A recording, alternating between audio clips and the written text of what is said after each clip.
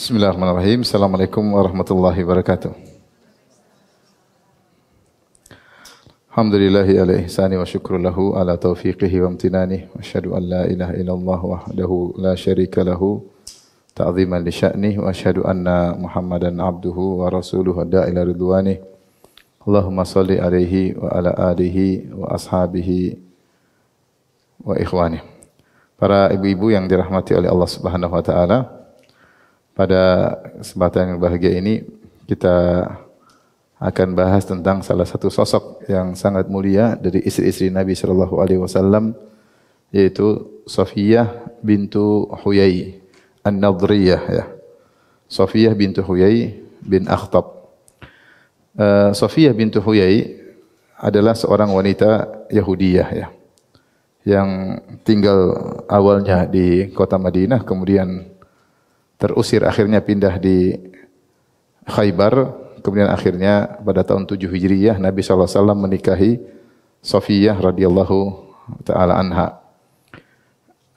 Dan beliau, Safiyah, adalah wanita yang mulia dari sisi nasab, ya.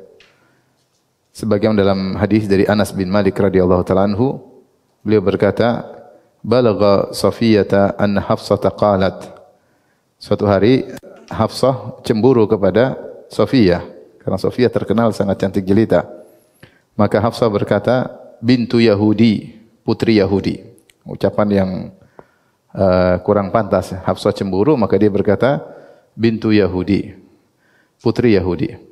Sampailah perkataan ini kepada Safiyah dari madunya, fabakat, maka dia pun menangis. Fadakhala alaiha Nabi sallallahu alaihi wasallam wa hiya tabki.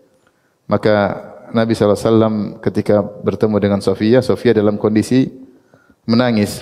Faqala, Nabi berkata, ma yubkiki, apa yang buat engkau menangis, wahai Safiyah? Qalat li Hafsatu inni bintu Yahudi. Maka Safiyah berkata, Hafsah bilang tentang aku, katanya aku ini putri Yahudi. Faqala Nabi SAW, maka Nabi SAW tenangkan Safiyah. Nabi berkata, wa innaki labnatu nabiyyin, engkau adalah putri Nabi. Karena Safiyah ini nasabnya kembali kepada Harun, Dia nasabnya kembali kepada Harun alaihissalam. Wa inna ammaka la nabi, dan pamanmu adalah nabi, maksudnya Nabi Musa alaihissalam. Karena Harun kakaknya Musa. Harun alaihissalam kakaknya siapa? Nabi Musa. Sementara Safiyah dari Bani Lawi kembali kepada Harun, sehingga Nabi mengatakan engkau adalah putri Nabi, yaitu kakekmu kembali kepada Harun. Pamanmu siapa? Nabi Musa alaihissalam. Wa innaki la tahta nabiyyin, dan engkau sekarang istrinya seorang nabi, maksudnya Nabi Muhammad sallallahu alaihi wasallam. Fa fima tafkharu alayki, terus apa yang mau dibanggakan oleh Hafsah atas dirimu? Kemudian Rasulullah menasihati Hafsah radhiyallahu anha. Rasulullah berkata, ittaqillaha ya Hafsah, bertakwalah kepada Allah wahai Hafsah. Ini saya ingin menyampaikan bahwasanya Safiyah radhiyallahu anha adalah wanita, meskipun dia Yahudi tapi dia dari keturunan yang sangat mulia, ya. Baik, bagaimana kisah Safiyah radhiyallahu taala anha? Sebelumnya kita ingin menceritakan tentang komunitas Yahudi. Jadi Yahudi dahulu mereka tinggal di negeri Syam.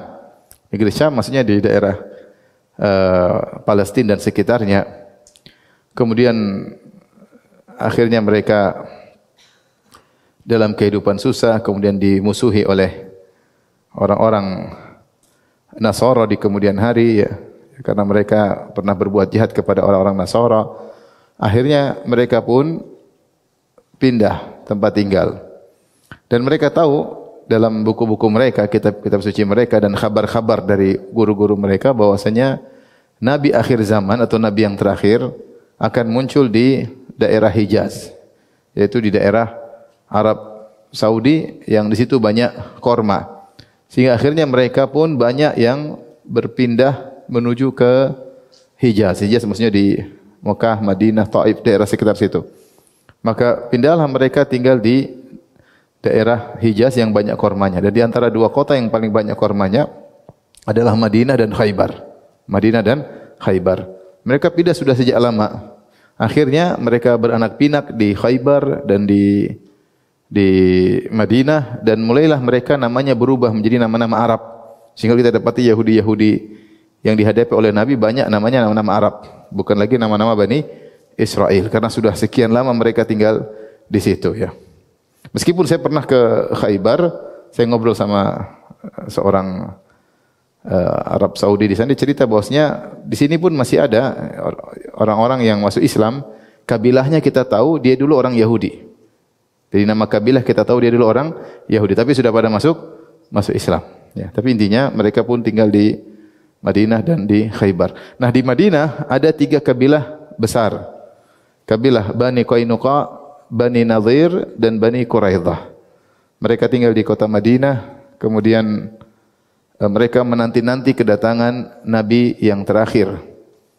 Dan mereka kalau ribut dengan suku Al-Aus dan suku Al-Khazraj, penduduk kota Madinah yang dari suku Arab. Jadi ada suku Yahudi, suku Arab. Suku Yahudi, Bani Qainuqa, Bani Nadhir, yaitu suku Bani Qainuqa, suku Bani Nadhir, dan suku Bani Quraidah. Adapun suku Arab ada Al-Aus dan Al-Khazraj. Ketika masih Al-Aus dan Khazraj masih musyrik, belum jadi kaum Ansar, mereka sering ribut dengan Yahudi, dan Yahudi sering berkata, sebentar lagi akan datang seorang Nabi, kami dan Nabi tersebut akan memerangi kalian. Kami dan Nabi tersebut akan memerangi kalian. Sampai akhirnya datanglah sang Nabi, Nabi Muhammad SAW. Ternyata mereka kecewa, karena Nabi yang mereka nanti-nanti tersebut ternyata bukan suku Bani Israel. Ternyata dari suku Arab. Karena orang Yahudi, orang paling rasis sealam semesta, akhirnya mereka tidak mau beriman kepada Nabi Muhammad SAW. Itulah yang Allah berkata tentang mereka, falamma ja'ahum ma arafu kafaru bih. Ya. Tatkala telah datang apa yang mereka kenal, mereka tahu kebenarannya, justru mereka kafir. Dan ini di antara sebab kenapa suku Al-Aus dan suku Al-Khazraj mudah masuk Islam, karena mereka sering dengar akan datang seorang nabi, akan datang seorang nabi. Ketika datang Nabi Muhammad, orang suku Al-Aus, suku Khazraj berkata-kata di antara mereka, bukankah ini nabi yang sering dibilang sama teman-teman kita? Bakalan datang. Yuk kita beriman kepada dia sebelum mereka. Akhirnya suku Al-Aus dan suku Khazraj beriman, jadilah mereka namanya kaum Ansar. Adapun Yahudi tetap tidak beriman. Intinya akhirnya Nabi datang di kota Madinah, ya. Maka ternyata mereka tidak beriman kepada Nabi sallallahu alaihi wasallam. Nah, siapakah Huyai bin Akhtab? Huyai bin Akhtab adalah bapaknya Sofiyah. Sofiyah namanya Sofiyah bintu Huyai. Huyai bin Akhtab adalah pimpinan kabilah Bani Nadhir. Pimpinan kabilah Nabi Nadhir. Ketika Nabi SAW datang, maka mereka membuat perjanjian namanya Wathiqatul Madinah, atau dikenal dengan Piagam Madinah. Disitulah dibuat perjanjian antara seluruh penduduk kota Madinah, baik muslim maupun kafir. Maka dibuat perjanjian, intinya perjanjian tersebut untuk urusan agama masing-masing menjalankan keyakinannya. Walil Yahudi dinuhum, walil muslimina dinuhum. Bagi orang Yahudi silakan mengerjakan agama mereka, bagi orang-orang Islam silakan mengerjakan agama mereka. Cuma kalau ada serangan dari luar harus kerjasama. Ya, orang Yahudi harus menginfakkan apa yang mereka miliki, kaum mukminin harus menginfakkan apa yang mereka miliki untuk bela negara.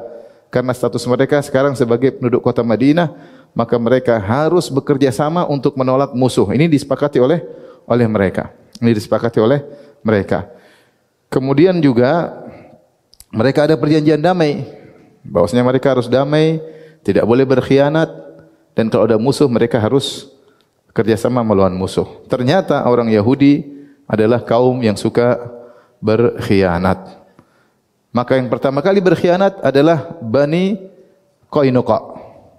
Jadi ada 3, Bani Qainuqa, Bani Nadhir, sama Bani apa? Quraidah.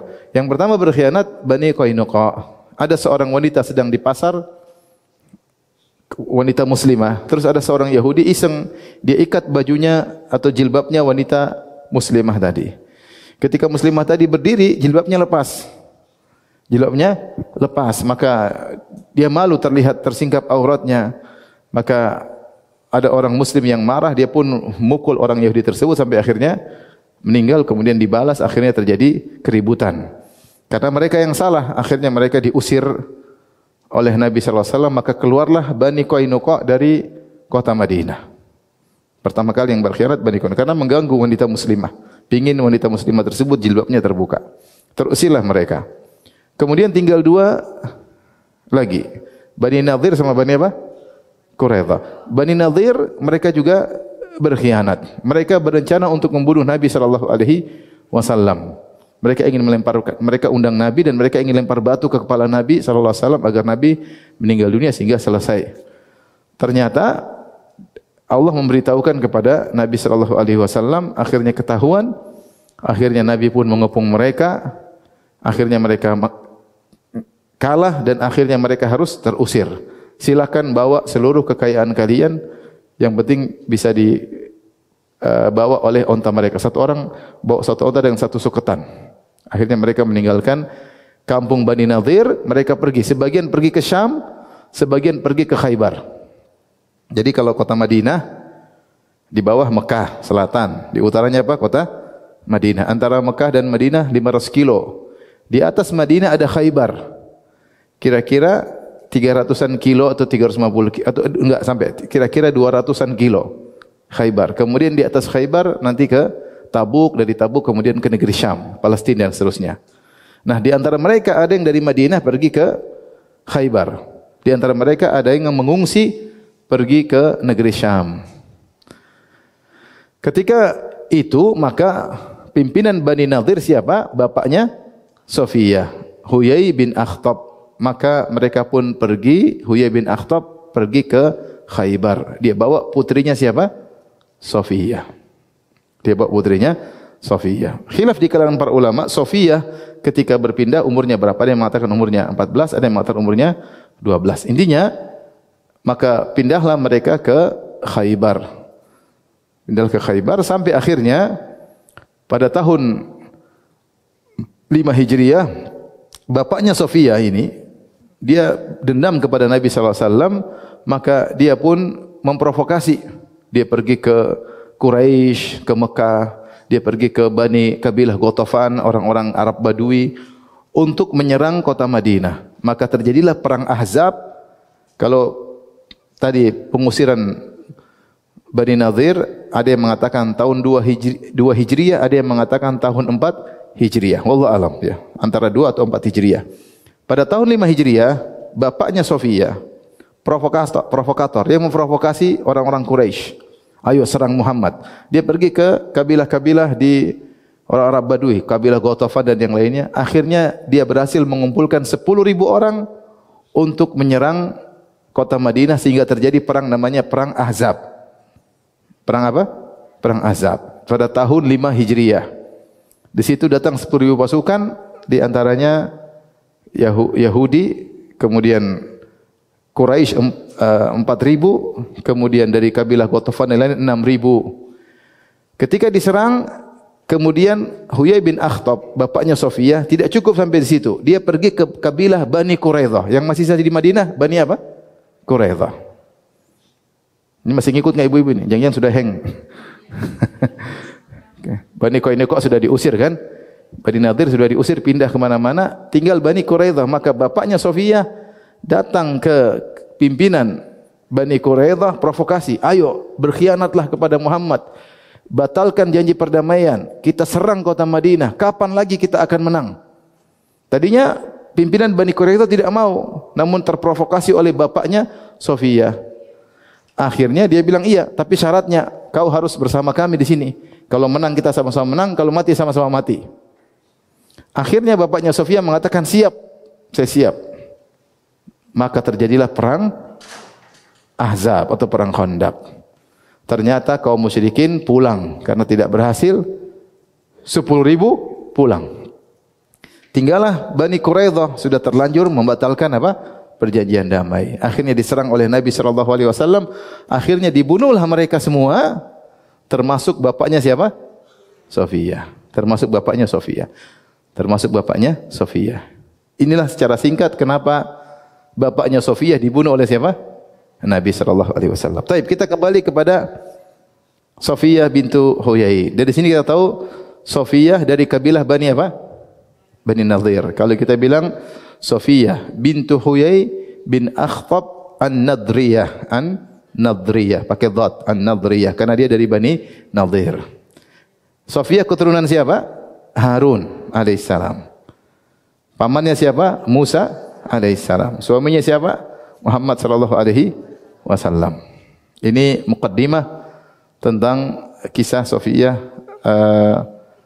bintu Huyai bin Akhtab radhiyallahu taala anha. Baik. Siapakah Safiyah ini? Safiyah adalah anak yang paling disayang oleh ayahnya dan dia punya paman namanya Abu Yasir juga sangat sayang kepadanya. Kita dengarkan perkataan Safiyah. Dia berkata, "Kuntu ahabba waladi abi ilaihi wa ila ammi Abi Yasir." Aku adalah anak yang paling disayang oleh ayahku, yaitu Huyai bin Akhtab. Dan aku adalah anak yang paling disayang oleh pamanku Abu Yasir. Lam alqahuma qat ma'a waladin lahuma illa akhadani dunahu. Kalau mereka berdua ketemu saya, mereka sedang bawa anak yang lain, pasti mereka sibuk untuk memelukku atau mengambilku. Ya. Saking sayangnya kepada aku, lagi gendong anak, lihat Safiyah, dilepas. Ambil apa Safiyah. Intinya mereka sangat sayang kepada Safiyah. Falamma qadima Rasulullah sallallahu alaihi wasallam al-Madinah wa nazala Quba. Ketika Nabi berhijrah dari Mekah menuju Madinah dan Rasulullah SAW tinggal di Quba. Karena Rasulullah SAW ketika berhijrah pertama kali ke mana? Ke Quba. Fi Bani Amr bin Auf. Rasulullah SAW tinggal di perkampungan Bani Amr bin Auf. Goda alaihi abi Huyai bin Akhtab wa ammi Abu Yasir bin Akhtab mughallisin atau mughallisain. Maka berjalanlah keduanya karena mereka sedang menanti-nanti kedatangan Nabi Muhammad sallallahu alaihi wasallam. Ketika mereka dengar ada Nabi berhijrah, maka dua orang ini penasaran. Masih pagi-pagi banget, ya. Masih remang-remang, baru saja terbit fajar, masih remang-remang, mereka berdua pergi dari Madinah menuju ke Quba untuk bertemu dengan Nabi Muhammad sallallahu alaihi wasallam. Siapa dua orang ini? Bapaknya sama pamannya. Mereka pergi pagi-pagi karena mereka tahu tentang kabar Nabi dalam kitab suci mereka, sifat-sifatnya, ciri-cirinya. Ini yang mereka sedang nanti-nantikan. Sekian lama mereka nantikan kedatangan sang Nabi. Sekarang telah tiba sang Nabi, mereka ngecek. Maka masih pagi-pagi buta, mereka sudah pergi ke Quba. Falam yarji'a hatta kana ma'a ghurubi syams, dan akhirnya mereka balik setelah terbenam matahari. Dari pagi ngecek, terbenam matahari mereka balik. Fa ataya kalaini kaslanaini saqitaini yamshiyani al-huwaina. Ternyata mereka waktu balik tidak sesemangat waktu pergi. Waktu pergi semangat, pulang tuh lemas. Kayak enggak semangat, seperti orang jatuh, jalan dengan pelan-pelan, balik ke rumah. Ya. Maka aku pun mendekati mereka, aku dengar pembicaraan mereka berdua. Mereka berdua tidak melihatku sama sekali. Ya, dia pingin nyambut, tapi dia tidak dipedulikan. Biasanya kan kalau mereka lihat Safiyah apa? Mereka sambut. Kali ini mereka berdua lagi loyo, lemes, tidak perhatian sama Safiyah. Fa wallahi maltafata ilayya wahidun minhuma. Tidak seorang pun dari keduanya, ayahku dan pamanku, yang nengok kepadaku. Ma'ama bihima minal gham, karena saking kesedihan yang meliputi mereka. Wa sami'tu ammi Aba Yasir wa huwa yaqul li Abi Huyai bin Akhtab huwa. Aku mendengar mereka berbicara. Apa kata pamanku kepada bapakku? Apakah dia itu adalah sang nabi yang kita tunggu-tunggu? Qala na'am wallahi, kata ayahnya Huyai bin Akhtab, benar demi Allah, itulah nabi yang kita tunggu-tunggu. Qala ata'rifuhu wa tuthbituhu, benar kau yakin wahai Huyai? Kau yakin, kau sudah pastikan? Qala na'am, benar, saya sudah yakin, saya sudah pastikan. Qala fama fi nafsika minhu, terus bagaimana sikapmu terhadap nabi tersebut? Apa kata bapaknya Safiyah? Qala adawatuhu wallahi ma baqitu, aku akan terus memusuhinya selama aku masih hidup. Subhanallah. Luar biasa ya. Dia sudah tahu itu nabi dan dia sudah cek langsung dan dia sudah mengakui, tapi begitu Yahudi. Dia mengatakan demi Allah aku akan terus memusuhinya selama aku masih hidup.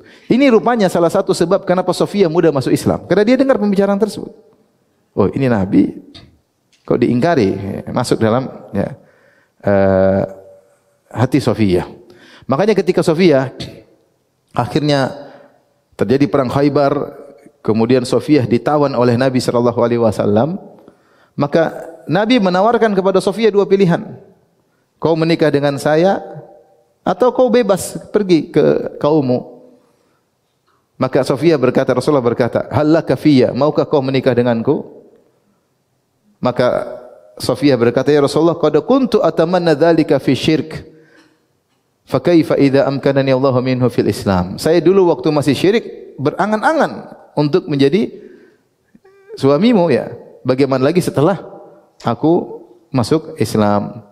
Akhirnya Rasulullah SAW menikahinya. Rasulullah kasih pilihan terserah. Dalam riwayat Ibnu Sa'ad, Rasulullah SAW memberi pilihan, bebas, engkau terserah mau merdeka, kembali ke keluargamu atau kau menikah denganku. Ya. Maka kata Nabi SAW, ikhtari, pilihlah engkau wahai Sofiyah. Fa in ikhtartil Islam, amsaktuki li nafsi. Kalau kau pilih masuk Islam, aku akan menikahimu. Wa in ikhtarti al-yahudiyyata fa asa an u'tikaki fatalhaqi biqaumiki. Kalau kau tetap ingin beragama Yahudi, niscaya saya akan merdekakan engkau dan silakan kau gabung dengan keluargamu. Maka dia berkata, "Ya Rasulullah, laqad hawaitul Islam wa saddaqtu bika qabla an tad'uwani." Sungguh aku telah ingin masuk Islam dan aku telah membenarkan engkau sebelum engkau mendakwahiku ya. Jadi memang Sofiyah sudah mendengar tentang Nabi SAW, apalagi tentang pembicaraan ayahnya dan pamannya, sehingga ini di antara sebab kenapa dia mudah untuk masuk Islam radhiyallahu taala anha. Baik. Bagaimana Rasulullah SAW menikahi Sofiyah? Kita lanjutkan tadi. Jadi saya ulangi, kapan Bani Nadir pertama yang diusir? Bani apa? Qainuqa. Kemudian setelah itu Bani apa? Nadir, Bani Nadir. Bani Nadir ketika diusir mereka sebagian pergi ke Syam, sebagian pergi ke mana? Khaybar. Khaybar itu sekitar 200 kilo lebih dari kota Madinah. Nah, Sofiyah berpindah ke mana? Khaybar. Dan Sofiyah ternyata sebelum menikah dengan Nabi dia sudah pernah menikah 2 kali. Jadi janda dia. Pertama menikah dengan seorang namanya Salam bin Mishkam. Salam bin Mishkam. Menikah, kemudian dicerai. Kemudian dia menikah lagi sama seorang namanya Kinanah ibn Rabi bin Abil Huqaiq. Seorang kaya raya yang tinggal di Khaybar. Yang tinggal di Khaybar punya benteng namanya Al-Qumus kalau tidak salah. Benteng besar, benteng paling kokoh di Khaybar. Khaybar itu ada 9 benteng. Di antara benteng yang hebat, benteng ini. Benteng pertahanan. Disitulah Sofiyah bersama suaminya. Tinggal di situ. Dan Sofiyah radhiyallahu anha ketika menikah dengan Nabi SAW, umurnya sekitar 17 tahun. Kurang lebih 17 tahun. Jadi Sofiyah lahir kurang lebih 9 tahun sebelum hijrah. Kurang lebih 9 tahun sebelum apa? Hijrah. Kemudian beliau menikah dengan Nabi pada tahun 7 Hijriyah. 7 Hijriyah. Jadi umur beliau ketika menikah dengan Nabi sallallahu alaihi wasallam mendekati 17.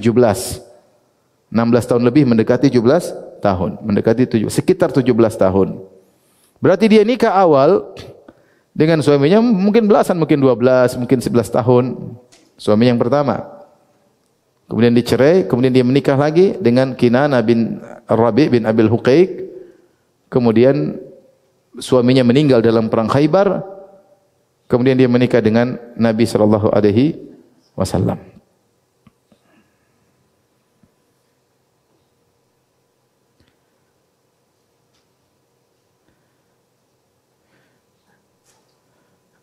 Maka ketika Rasulullah SAW setelah perang Ahzab tahun 5 Hijriah, saya ulangi ibu-ibu ya. Bani Nadir diusir tahun berapa? 2 Hijriah. 2 atau 4 Hijriah ada khilaf. Kemudian perang Ahzab atau perang Khandaq tahun berapa? 5 Hijriah. Di sini bapaknya Sofiyah apa? Meninggal. Karena dia berkhianat dan dia provokator. Dan dia sudah berjanji sama Bani Quraidah, kalau kita mati bareng, ternyata akhirnya dia mati. Kemudian pada tahun 6 Hijriah terjadi perjanjian Al-Hudaybiyah. Pada tahun 7 Hijriah Nabi SAW menyerang Khaybar. Di situ terjadi pertempuran yang sulit. Kenapa? Karena orang Yahudi punya 9 benteng. Tapi akhirnya Rasulullah SAW berhasil mengalahkan mereka. Dan kemudian Rasulullah SAW berdamai dengan mereka. Damai tersebut dengan syarat, kata Nabi, semua senjata, emas dan perak berikan kepadaku. Kan mereka mati atau berdamai. Dan mereka pilih berdamai. Oke, kalau gitu semua emas, perak dan senjata serahkan kepadaku. Adapun kalian silakan kalian bercocok tanam. Bercocok tanam nanti hasilnya bagi dua. Hasilnya bagi dua. Setengah buat kalian, setengah buat kami. Ini sudah kebaikan dari Nabi. Akhirnya mereka setuju. Nabi bilang, awas kalau kalian simpan harta, maka kalian akan dibunuh. Akhirnya Nabi ketemu dengan suaminya Sofiyah, Kinanah bin Rabi' bin Abil Huqai. Kata Nabi, mana harta yang kalian bawa dari Bani Nadir waktu kalian diusir? Kan mereka punya harta banyak di Madinah. Ketika mereka diusir, mereka bawa harta tersebut pindah ke Khaybar. Kata Kinanah, suaminya Sofiyah, enggak ada. Kata Nabi, kalau ingat perjanjian kita, kalau kita ketemu, kau akan dibunuh. Kata dia, enggak ada. Akhirnya ada seorang kasih tahu, saya sering lihat Kinanah bin Rabi' bin Abil Huqaiq sering muter-muter suatu tempat. Rupanya dia ada nimbun harta, dia sering cek di situ. Kata Nabi, ada di situ? Enggak ada. Nabi suruh gali, ternyata ada. Ternyata ada. Dapat emas dan yang lain. Kata Nabi, mana yang lain? Kata dia, enggak tahu, enggak ada, cuma ini aja. Karena dia melanggar, akhirnya dia dibunuh. Akhirnya dia dibunuh. Jadi dia dibunuh karena pengkhianatan. Harusnya kalau sudah kalah kan sudah Nabi SAW sudah baik kepada mereka, tidak dibunuh. Sudah dikasih sulh, yaitu perdamaian. Kalian kerja, setengah buat kalian, setengah buat kami. Yang penting kalian tidak dibunuh. Kalian pun tidak diusir. Silakan tinggal di tempat tinggal kalian. Tapi dia berkhianat, dia menyembunyikan harta. Akhirnya dibunuhlah suami Sofiyah. Akhirnya banyak orang-orang yang ditawan, diantaranya adalah budak-budak dari Yahudi. Akhirnya Nabi SAW membagi ghanimah, diantaranya ada budak-budak dari Yahudi. Di antara budak-budak tersebut ada Sofiyah. Ada Sofiyah bintu Huyai. Datang Dihya Al-Kalbi, salah seorang sahabat, Dihya bin Khalifah Al-Kalbi. Ini seorang sahabat yang terkenal. Kenapa terkenal? Karena Malaikat Jibril alaihissalam kalau menjelma jadi manusia untuk memberi wahyu sering menjelma seperti Dihya. Sekarang jadi orang lain, tapi sering kalau dia menjelma jadi manusia, wajahnya menjadi siapa? Dihya Al-Kalbi. Maka dia tanya Rasulullah, saya minta izin mengambil budak. Kata Nabi, silakan. Ternyata dilihat-lihat dia ambil Sofiyah. Dan Sofiyah sangat cantik jelita. Maka akhirnya ada sahabat yang lapor, ya Rasulullah, itu Dihya dapat perempuan tidak pantas kecuali buat anda ya Rasulullah.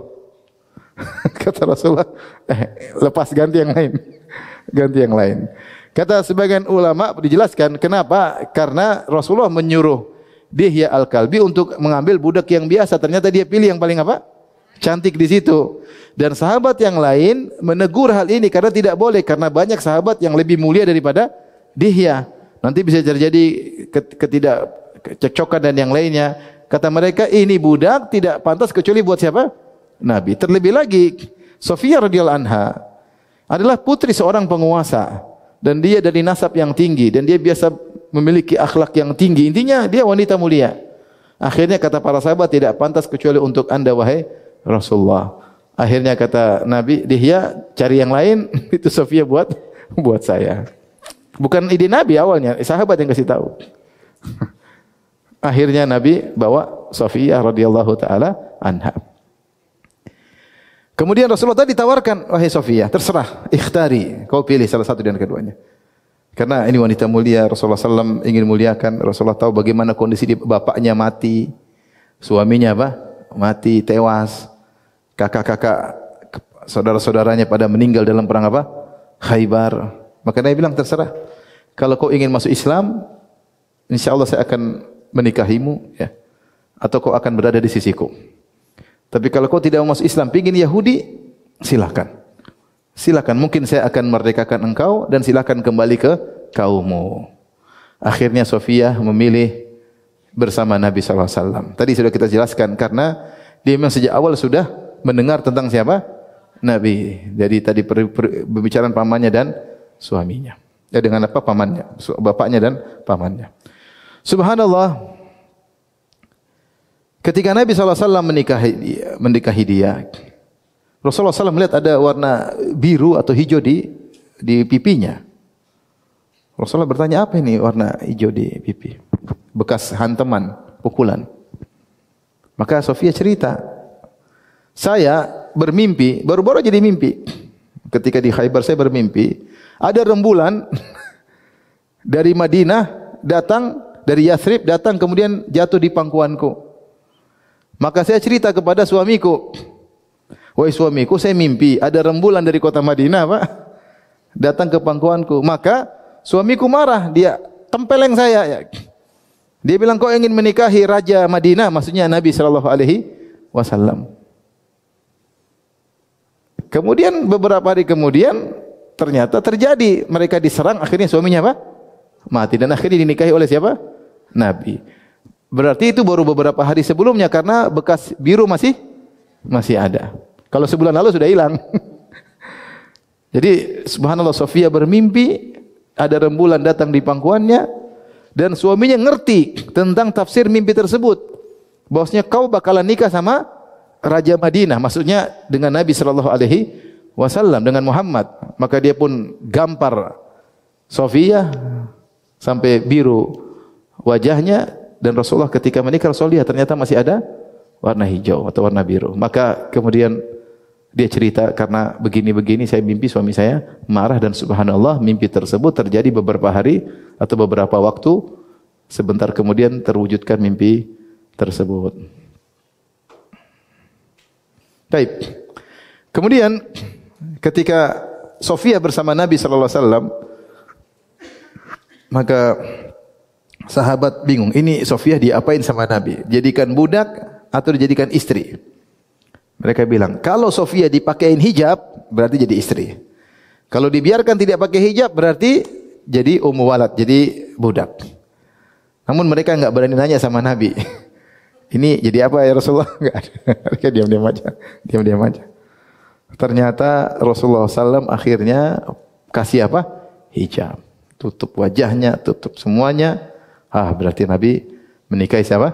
Sofiyah. Ditunggu sebelumnya, Rasulullah masih di Khaybar, Rasulullah tunggu sampai Sofiyah bersih dari haidnya agar selesai masa iddahnya, karena dia baru saja, suaminya baru saja meninggal, sampai kemudian baru Rasulullah SAW nikahi. Sebelum itu Rasulullah SAW kirim ke Ummu Sulaim. Ummu Sulaim terkenal suka merias apa? Merias akhwat. Suruh rias. Disiapin, diriasin untuk dibawa kepada Nabi. Jadi sebenarnya enggak apa-apa kerjaan apa? Ngerias apa? Akhwat kalau untuk dipersembahkan kepada sang suami. Maka dirias kemudian diserahkan kepada Nabi SAW. Kemudian Nabi SAW bikin walimah. Tapi walimahnya sangat sederhana. Rasulullah di tengah jalan mampir bikin walimah. Belum sampai Madinah, masih di tengah jalan. Bikin walimah. Walimahnya cuma dalam riwayat dari Sawiq, dalam riwayat dari Haisah. Dari akid samin, tidak ada daging, tidak ada roti. Walimah sederhana tanpa daging, tanpa apa? Roti. Ya, maka Rasulullah SAW bilang, Rasulullah suruh buka semacam tempat, kemudian Rasulullah letakkan sawik. Sawik itu apa? Sawik itu semacam gandum yang dikali, itu diqila, digoreng terlebih dahulu, dipanasin dengan minyak sampai dia udah kering, kemudian ditumbuk jadi halus. Nah, itu bisa dibawa kemana-mana ketika safar. Kalau mau makan tinggal ditaruh, mau dicampur susu boleh, campur minyak boleh, campur kalau nggak ada pakai air juga boleh. Itu namanya sawik, makanan sederhana. Namanya as-sawiq. Dalam riwayat yang lain Rasulullah SAW bikin walimah dengan hais. Hais itu gandum campur dengan korma. dicampur menjadi makanan yang enak. Dan hais ini makanan salah satu makanan favorit kalau buka puasa di Masjid Nabawi. Ya, di Masjid Nabawi itu kalau kita buka puasa ada zabadi, ada korma, ada roti, ada hais. Dulu hais ini tersebar ketika buka puasa, kemudian dilarang di masjid. Karena hais itu kalau jatuh suka nempel, susah dibersihkan. Tapi sebagian orang tetap ada hais. Ininya makanan favorit. Saya kalau buka puasa saya pingin yang apa? Ada haisnya. Cari tempat buka puasa yang ada apa? Haisnya enak. Ya. Sampai dalam satu hadis Rasulullah mengatakan, ya Rasulullah, kata Aisyah, ya Rasulullah, saya simpankan hais buat engkau. Karena Rasulullah suka dengan apa? Hais. Yaitu korma dicampur dengan gandum. Intinya walimah tersebut sederhana. Tidak ada daging, tidak ada roti. Cuma sawik dan apa? Hais. Ada akid itu susu yang dikeringkan. Sampai minyak samin. Sederhana. Karena tujuan dari walimah yang penting pemberitahuan bahwasanya Nabi sudah menikah. Menikah dengan Sofia. Dan ini berbeda dengan Maria. Maria Al-Qibtiyah. Maria Al-Qibtiyah adalah hadiah dari Al-Muqawqis, raja di Mesir. Dan Maria Al-Qibtiyah, orang Mesir, orang Egypt, diberikan hadiah kepada Nabi SAW. Dan dia masuk Islam. Namun Rasulullah tidak menikahinya. Hanya menjadi ummu walad. Yaitu Rasulullah menggaulinya dan punya anak namanya Ibrahim. Namun Ibrahim meninggal ketika masih kecil. Tapi Rasulullah tidak menikahi Maria menurut pendapat yang benar. Adapun Sofia, Rasulullah SAW menikahinya. Rasulullah SAW menikahinya. Maka akhirnya pulanglah ke kota Madinah. Kemudian menjadi salah satu dari ummahatul mukminin radhiyallahu taala anhunna.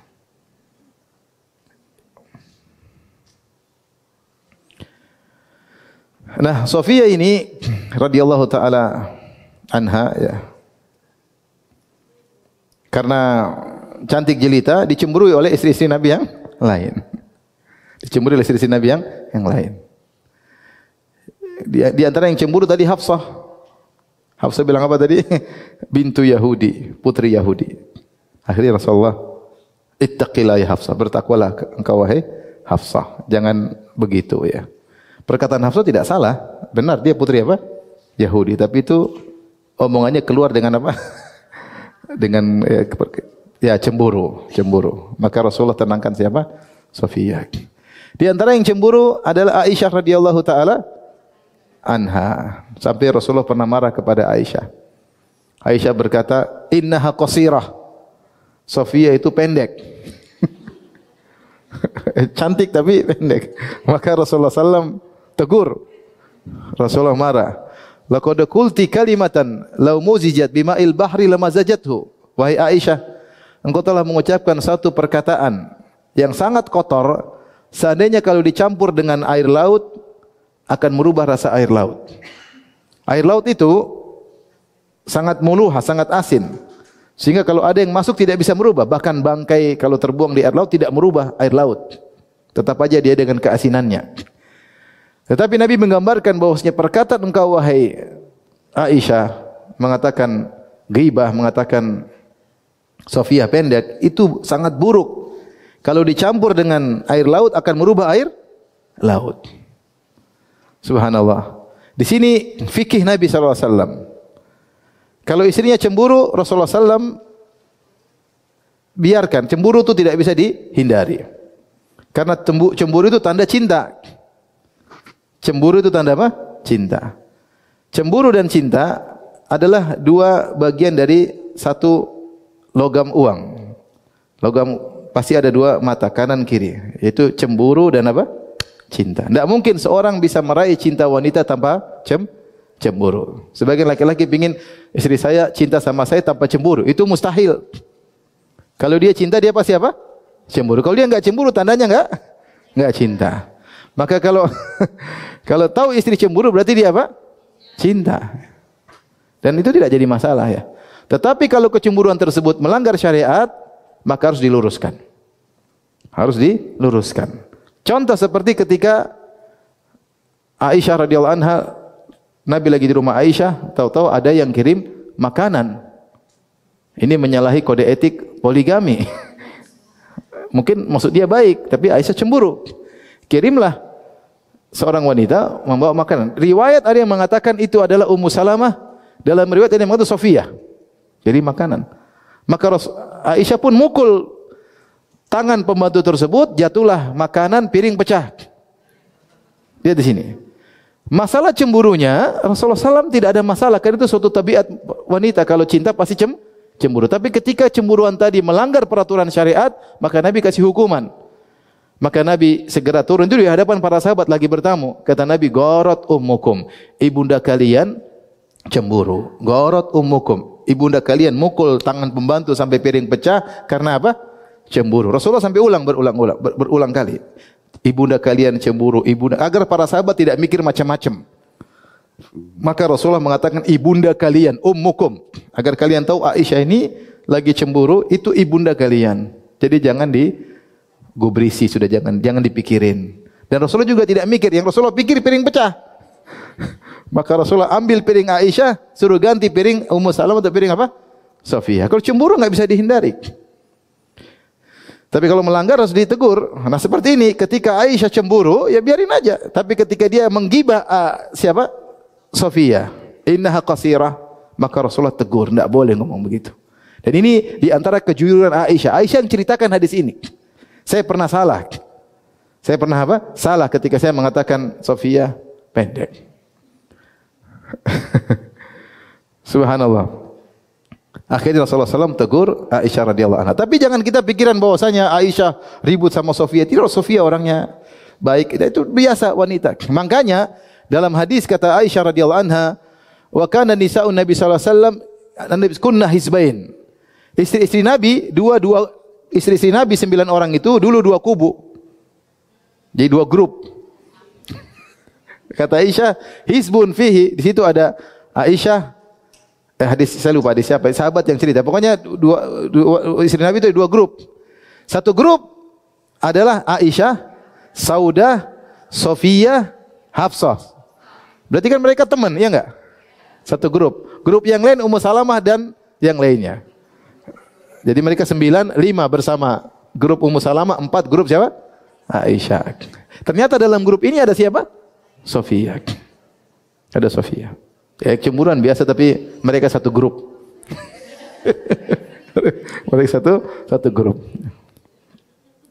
Maka ketika kecemburuan Aisyah berlebihan sehingga terjatuh dalam kesalahan, maka ditegur oleh Nabi sallallahu alaihi wasallam.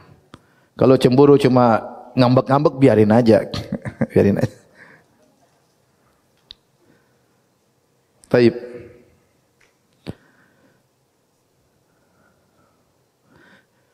Oleh karenanya Nabi SAW mengerti tentang kondisi Sofiyah. Sofiyah ini kondisinya berat. Dia sendiri Yahudi. Istri Nabi semuanya Arab. Dia sendiri apa? Yahudi. Istri Nabi Quraisy rata-rata. Quraisy. Kabilah terbaik di Arab. Dia bukan Arab, bahkan apa? Yahudi. Istri Nabi yang lain punya keluarga. Dia enggak punya keluarga. Subhanallah. Dia enggak punya keluarga. Bapaknya mati. Yang bunuh siapa? Nabi SAW. Bukan Nabi, tapi perintah siapa? Nabi. Suaminya mana? Meninggal. Yang bunuh siapa? Atas perintah Rasulullah SAW. Kakaknya, adiknya, sepupunya, pamannya, semuanya meninggal. Yang bunuh atas perintah siapa? Nabi SAW. Tentu ini berat bagi Sofiyah. Makanya ketika Bilal bawa Sofiyah masih dalam bentuk budak, dia bawa Sofiyah dengan sepupunya. Maka melewati mayat-mayat yang bergeletakan. Rasulullah tegur Bilal, "Wahai Bilal, kau tidak punya rasa rahmat kah? Kenapa kau bawa 2 wanita di depan mayat-mayat kerabatnya?" Sementara sepupu Sofiyah teriak-teriak, Sofiyah tenang. Menunjukkan dia wanita yang akilah, cerdas, dia tenang menghadapi, sabar dalam menghadapi bencana. Ini yang meninggal orang-orang yang sangat dia cintai, tapi dia jalan melewati mereka dengan tenang. Nabi aja yang marah sama Bilal. Kenapa lewat sini? Enggak ada jalan lain kan maksudnya? Karena lewat gitu akan melihat dia wanita. Makanya ketika Nabi menikah dengan Sofiyah, bikin kemah, Nabi masuk dalam kemah. Abu Ayyub Al-Ansari bawa pedang, muter-muter di kemah. Nabi keluar, kenapa ya? Gampangnya kalau bahasa kita, Anda kenapa di sini? Kok bawa pedang? Ya Rasulullah, ini baru masuk Islam, hati-hati. Maksudnya Abu Ayyub khawatir Sofiyah jengkel nanti bikin sesuatu sama Nabi. Karena ya baru saja suaminya meninggal, pamannya meninggal, kakaknya meninggal, bapaknya meninggal sebelumnya atas perintah suaminya yang sekarang jadi suaminya. Maka Abu Ayyub Al-Ansari wajar dia khawatir, maka dia muter-muter siap pedang, siapa tahu Sofia macam-macam. Di situlah Nabi SAW sering kasih uzur sama Sofia. Kalau Sofia lagi sedih, Nabi tahu, Nabi bilang, ya saya minta uzur Sofia, bapakmu dulu begini. Artinya Rasulullah bilang, kenapa saya suruh dia dibunuh? Karena dia yang provokator. Dia ngajak orang semua untuk menyerang kota apa? Madinah. Dia berkhianat, dia begini. Agar Sofia ngerti. Rasulullah mengatakan demikian kepada Sofia agar Sofia ngerti. Dan itu tidak mudah bagaimana Sofia ya. Harusnya orang yang paling dia benci di alam semesta Muhammad sallallahu alaihi wasallam, ya tidak? Harusnya orang yang paling dia benci. Tapi Rasulullah SAW mendekati Sofia dengan cinta yang luar biasa sampai akhirnya inilah lelaki yang paling dia cintai. Manusia paling dicintai alam semesta sekarang Rasulullah sallallahu alaihi wasallam. Di antara bentuk perhatian Nabi sallallahu alaihi wasallam kepada Sofia, disebutkan ketika mau naik onta, Rasulullah SAW bentangkan pahanya untuk diinjak oleh siapa? Sofia. Luar biasa ya. Makanya saya sering bilang sama bapak, kalau istri mau ambil sesuatu dari lemari, tegakkan, ayo bismillah. Tapi Sofia mungkin ringan ya, kalau wanita zaman sekarang lumayan ya, berbobot. Intinya berat. Berisi ya, berisi. Tapi lihat, jadi itu dilihat oleh para sahabat. Dilihat oleh para sahabat. Ada yang mengatakan Sofia akhirnya letakkan kakinya, ada yang mengatakan Sofia enggak enak taruh kakinya, dia taruh lututnya dulu. Baru dia naik. Ini di depan para sahabat. Demikian juga ketika Rasulullah sedang iktikaf, kemudian Sofia datang. Rasulullah sedang iktikaf tengah malam, lagi sibuk beribadah, Sofia datang, Rasulullah ngobrol sama Sofia. Ini wanita ini kondisinya berbeda dari istri-istri Nabi yang lain. Jadi masih muda, bapaknya udah enggak ada, suaminya udah meninggal, kemudian kakak adiknya juga udah enggak ada, keluarganya habis. Dia dulu putri sang penguasa. Kondisinya beda ya, tentu dimanja, sangat dimanja. Maka Nabi ngobrol sama Sofia. Kemudian ketika Sofia pulang, Rasulullah SAW keluar ngantar Sofia ke rumah Sofia. Keluar dari Masjid Nabawi, padahal sedang iktikaf. Keluar untuk ngantar Sofia ke rumahnya. Dari sini Syekhul Islam Taimiyah mengatakan tidak benar pendapat yang mengatakan rumah Sofia dempet dengan masjid. Istri Nabi semua rata-rata dempet dengan masjid. Aisyah di bagian kiblat, Sofia dekat situ, ada sebelah sini. Sofia, banyak orang menyangka Sofia rumahnya nempel dengan masjid di bagian belakang Masjid Nabawi. Ya. Yang benar dia rumah agak jauh. Makanya Nabi butuh ngantar Sofia. Sampai ada dua orang lewat, kemudian cepat-cepat kata Nabi, ala rislikuma, jangan jalan cepat-cepat, inna Sofia, ini istriku. Kata mereka, subhanallah, tidak ada apa-apa ya Rasulullah. Kata Rasulullah, saya takut setan melemparkan sesuatu dalam hati kalian. Khawatir dibuat suudzon sama Nabi sallallahu alaihi wasallam. Jadi perhatian kita di sini, Nabi sengaja keluar meninggalkan masjid untuk ngantar siapa? Sofia. Sebenarnya dia bilang jalan sendiri bisa, tapi tidak. Nabi tidak biarkan Sofia jalan sendiri. Nabi berhentikan baca Qur'annya, berhentikan salat malamnya, berhentikan zikirnya untuk namanya siapa? Sofia radhiyallahu taala anha. Sofia radhiyallahu anha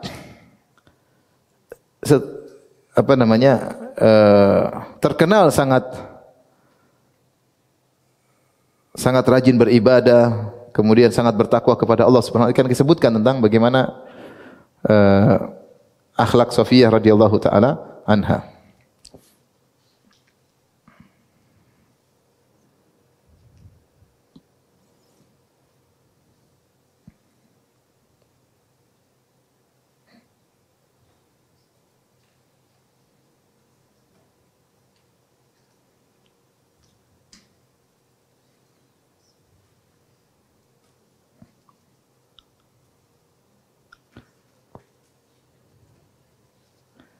Ada riwayat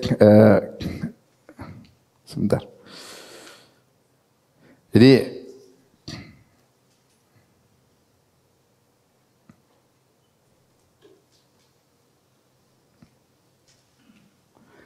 ketika Nabi sallallahu alaihi wasallam sakit,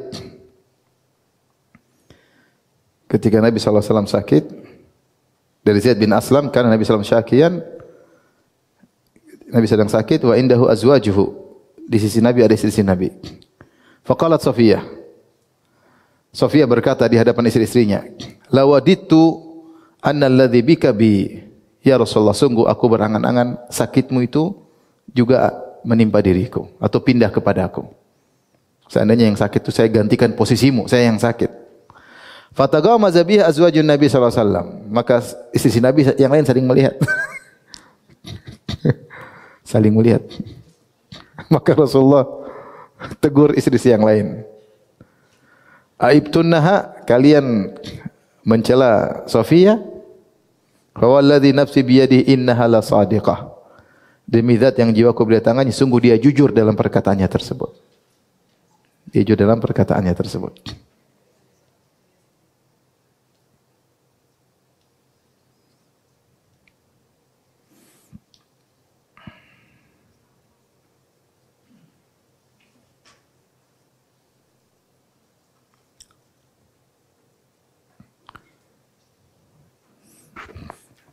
Ada kisah yang panjang ketika Nabi berhaji. Hadis ini diriwayatkan oleh Imam Ahmad dalam Musnadnya, diperselisihkan sanadnya, namun dinilai hasan atau sahih menurut Syekh Albani rahimahullah dalam kitabnya Silsilatu Al-Hadits As-Sahihah. Jadi suatu hari Rasulullah SAW pergi berhaji bersama istri-istrinya. Ya, itu mungkin haji wada ya. Kemudian ketika mereka sedang berjalan, fabaina mahum yasiruna baraka bi Safiyati binti Huyai jamaluha. Tiba-tiba ontanya Safiyah berhenti. Maka Safiyah pun menangis karena enggak bisa jalan. Ontanya enggak mau jalan. Maka dia pun menangis. Rasulullah SAW pun datang. Faja'ala yamsahu dumu'aha biyadihi. Rasulullah pun mengusap air mata dari wajah Safiyah. Faja'alat tasdadu bukaan. Safiyah tambah nangis. Entah mikir apa, tambah nangis. Maka Rasulullah bilang, jangan nangis. Dia nangis lagi. Jangan nangis, tambah nangis. Falama aksarat, tatkala semakin nangis, zabaraha wa antaraha. Rasulullah agak keras tegur, jangan nangis. Maka Rasulullah bilang, sudah berhenti semua. Semua pasukan, semua jamaah suruh apa? Singgah.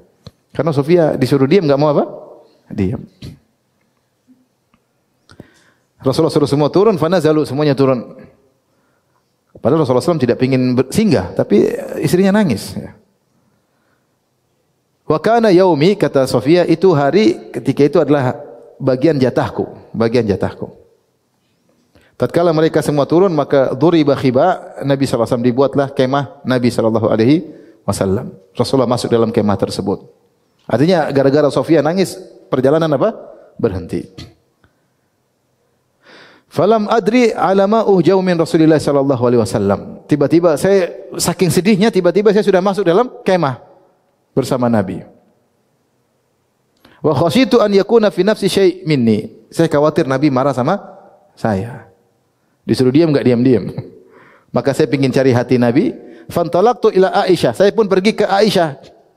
Faqultu laha, aku berkata kepada Aisyah, ta'lamina anni lam akun abi'u yaumi min Rasulullah sallallahu alaihi wasallam. Kau kan tahu bisyai'in abada. Kau kan tahu wahai Aisyah, saya tidak mungkin jual hariku, jual jatah nginapku kepada siapapun. Kalau ada yang mau bayar saya enggak mau. Karena begitu bahagianya saya bersama Nabi. Kalau ada yang mau tawar berapapun enggak mau. Kamu kasih uang, jangan nginap sama Nabi, ya enggak mau.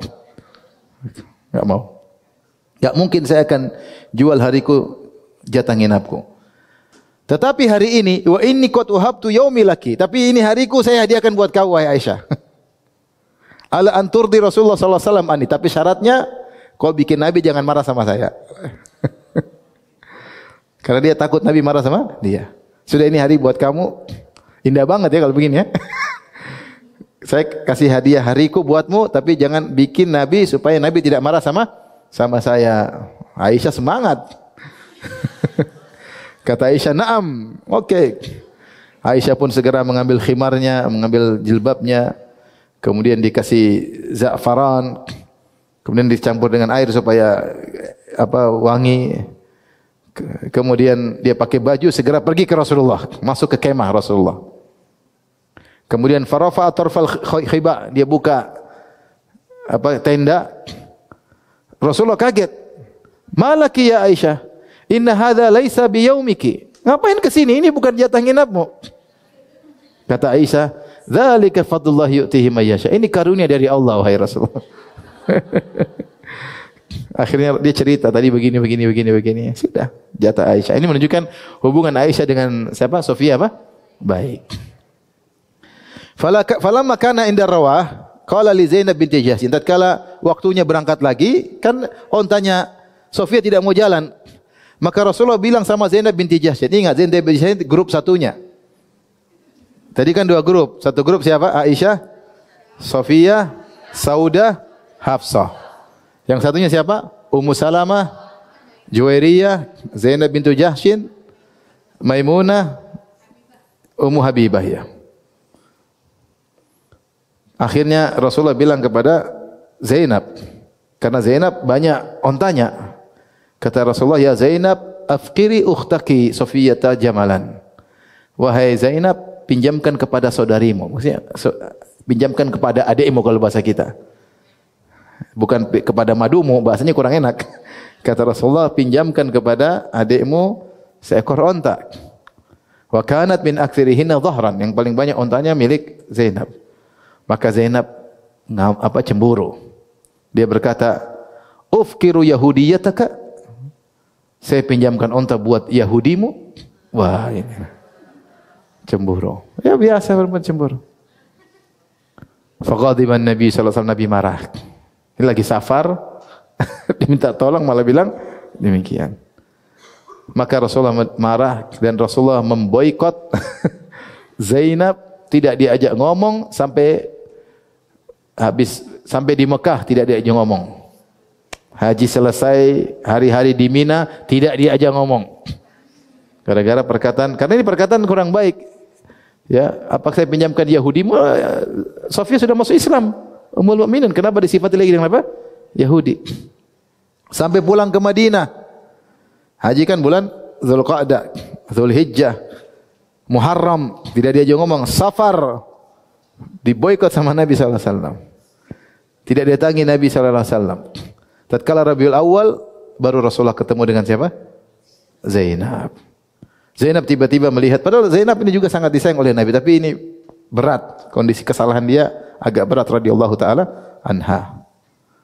Ketika melihat ada bayangan di rumah, Zainab berkata, "Innal hadza la dhillu rajulin wa ma yadkhulu alayya Nabi sallallahu alaihi wasallam, faman hadza?" Rasulullah tidak temui aku, siapa yang masuk ke rumahku?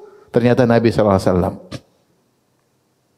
Kata Zainab, "Ya Rasulullah, ma adri ma asna'u hina dakhalta alaihi." Aku enggak tahu apa yang Rasulullah lakukan saking gembiranya. Saya mau kasih hadiah apa ya Rasulullah, kau datang temui saya. Ini saya punya budak wanita, buat engkau aja ya Rasulullah. Fulana, buat engkau ya Rasulullah. Dia sembunyikan budaknya, mungkin cantik atau apa ya. Ini buat anda ya Rasulullah. Maka Rasulullah pergi ke tempat tidur Zainab. Tempat tidur sudah diangkat karena enggak pernah dipakai. Rasulullah turunkan, Rasulullah gauli siapa? Zainab. Ini salah satu kejadiannya. Baik,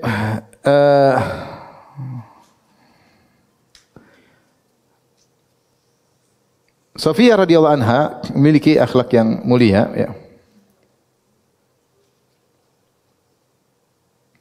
Di antaranya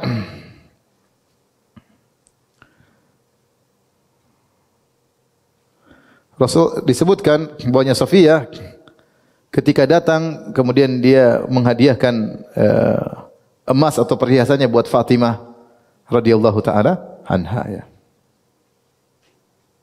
Bahkan dikatakan oleh sebagian ulama, Sofia punya rumah, dia sedekahkan ketika dia masih apa? Hidup. Orangnya dermawan. Emas dia kasih, harta dia, rumahnya bahkan dia sedekahkan. Bahkan ketika ada seorang budaknya yang ngelaporin dia tidak, justru dia berbuat baik kepada budak tersebut. Dalam satu riwayat, ya,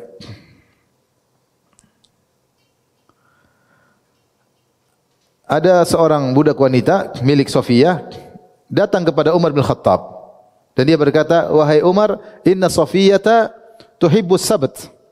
Ya Umar, Sofia itu mencintai hari Sabtu, itu memuliakan hari Sabtu sebagaimana orang apa? Yahudi. Orang Yahudi kan memuliakan hari Sabtu. Sofia itu ternyata memuliakan hari Sabtu. Tuduhan nih. Wa tasilul Yahud, ternyata dia masih kontak sama orang-orang Yahudi. Tuduhan buruk sekali. Masih memuliakan hari Sabtu, masih kontak-kontak sama orang Yahudi. Fa ba'atha ilaihi Umar, maka Umar panggil Sofia. Atau dia utus orang untuk bertanya kepada Sofia.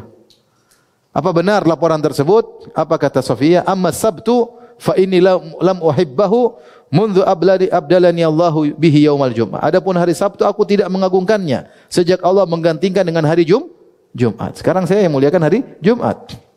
Wa amal yahudu, adapun orang Yahudi, fa inna li fihim rahiman. Saya masih punya hubungan kerabat sama mereka. Wa ana asiluha, dan saya menyambung apa? Kekerabatan. Meskipun mereka kafir, tapi sama-sama Bani Israel. Akhirnya dia panggil budaknya. Wahai budakku, apa yang buat kau lapor-lapor seperti itu? Kenapa lapor enggak kepada siapa? Umar. Kata budaknya, asy-syaitan, setan yang suruh saya. Setan yang suruh saya untuk lapor yang tidak-tidak. Maka Sofia tidak membalas dengan keburukan. Sofia berkata, idhabi fa anti hurrah. Pergilah engkau, kau merdeka. Dia balas keburukan dengan apa? Kebaikan. Di antara bagaimana jasa Sofia radhiyallahu taala anha. Ya. Sofia ketika Utsman bin Affan sedang dikepung oleh para pemberontak, Sofia berusaha membela Utsman. Maka dia naik begolnya menuju ke rumah Utsman. Ternyata ketika dia menuju ke rumah Utsman dihadang oleh Al-Ashtar, salah satu pemimpin dari para pemberontak. Maka dia pukul, orang ini mukul begolnya atau tunggangannya Sofia sampai goyang. Maka Sofia berkata, "Rudduni la yafdahuni hadza." Balik, jangan sampai dia bikin malu saya ya orang ini. Sofia ingin menolong siapa? Utsman. Dia berharap dia kan istri Nabi. Mudah-mudahan mereka mau mendengar perkataan dia. Ternyata dia sudah dihadang dan dipukul apa? Begolnya. Tapi dia tidak putus asa. Sofia kemudian fawadat khashaban baina manzila wa baina manzil Utsman. Maka dia buat kayu dari rumahnya ke rumah Utsman. Di situ dia kirim makanan, minuman. Mungkin pakai tali untuk mengirim makanan ke rumah Utsman. Karena Utsman dilarang makan. Sampai tidak dikasih air minum oleh para pemberontak. Sampai akhirnya dibunuh oleh mereka. Tapi Sofia menunjukkan pembelaan dia kepada Utsman bin Affan radhiyallahu taala anhu.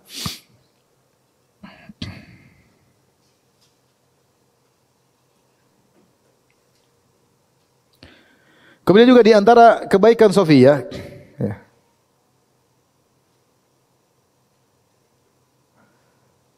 Sofia pernah menawarkan kepada salah satu kerabatnya, dia mengatakanlah ponakannya, untuk masuk Islam. Dia bilang, kalau kau masuk Islam, maka warisan kepadamu.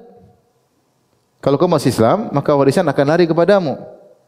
Ya, dia ingin agar ponakannya masuk Islam atau kerabatnya. Tetapi orang itu tidak mau masuk Islam.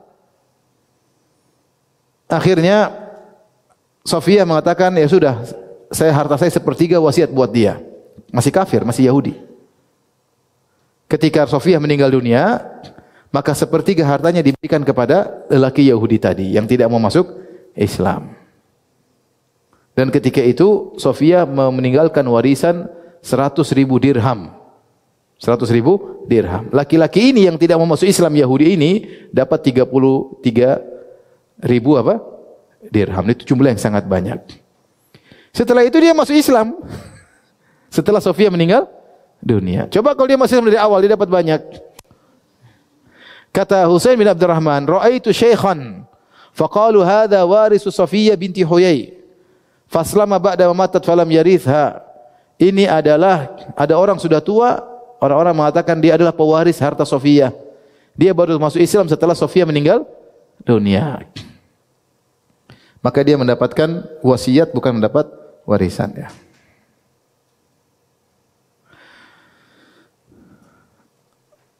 Taib ini sekitar terkait dengan Sofia radhiyallahu taala anha, tentu masih banyak lagi. Cuma ini yang bisa kita sampaikan tentang Sofia ya. Seorang wanita bertakwa yang mulia, yang menjaga dirinya, yang sabar ya. Yang sabar dengan ujian kehidupan yang dialaminya. Bapaknya meninggal, suaminya meninggal, saudara-saudaranya meninggal, dan dia memilih Islam daripada dan bersabar dalam Islam tersebut. Dan akhirnya beliau meninggal radhiyallahu anha ketika sekitar tahun 50 atau 52 Hijriah di zaman Muawiyah radhiyallahu taala anhu, yaitu kekhilafan Muawiyah radhiyallahu taala anhu. Jadi ketika Rasulullah SAW meninggal, kira-kira umur Sofiyah berapa? Sofiyah meninggal dengan Nabi menikah dengan Nabi tahun 7 Hijriah. Umurnya berapa tadi? Sekitar 17 tahun. Rasulullah SAW wafat sekitar tahun 11 Hijriah. Berarti umur Sofiyah kira-kira berapa? 20 atau 21. Masih muda. Kemudian 40 tahun kemudian baru Sofiyah meninggal. Jadi dia meninggal sekitar 60-an radhiyallahu taala anha. Ini saja yang saya sampaikan tentang Sofiyah radhiyallahu taala anha. Secara tertib istri-istri Nabi, dia adalah nomor kedua paling terakhir. Nomor kedua yang paling terakhir. Setelah Sofiyah baru kemudian Rasulullah menikah dengan Maimunah ya. Jadi terakhir Nabi menikah Sofiyah, baru kemudian Maimunah, kemudian Rasulullah SAW meninggal juga di antara 9 istri Nabi sallallahu alaihi wasallam. Tapi demikian saja kajian kita. Qul la ilaha illa anta subhanaka wa bihamdik asyhadu an la ilaha illa anta astaghfiruka wa atubu ilaik. Assalamualaikum warahmatullahi wabarakatuh.